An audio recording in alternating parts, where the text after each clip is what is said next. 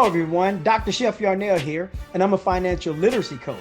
Now I've taken some time to create videos designed to enhance your learning and understanding of financial concepts. So do me a favor, take some time, watch the videos, and most of all, enjoy them.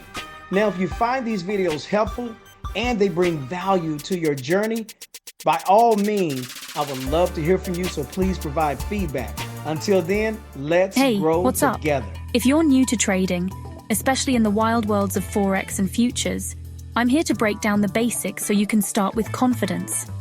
First up, the language. Forex is all about trading one currency for another, like USD for EUR. Futures are contracts where you agree to buy or sell an asset at a set price in the future. Think of it as a bet on where the price is headed. You'll hear terms like PIP, which is the smallest price movement in Forex, or lot, which is the standard trade size. Don't let the jargon scare you. Let's talk about chart analysis, aka reading those squiggly lines. Most beginners use candlestick charts, which show you the opening, closing, high and low prices in a specific time frame. Green candles mean the price went up, red means it went down. Basic, but powerful. Now entering a trade. You buy if you think the price will go up, or sell if you think it'll go down. Always set a stop loss. This is your safety net that closes your trade automatically if the price moves against you too much.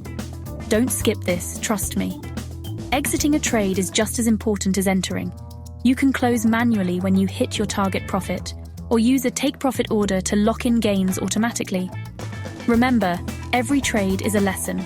Start small, practice with demo accounts, and focus on learning the right way rather than chasing quick wins. If you stick with it and keep your emotions in check, mastering the basics of Forex and Futures can set you up for some awesome opportunities down the road. Subscribe.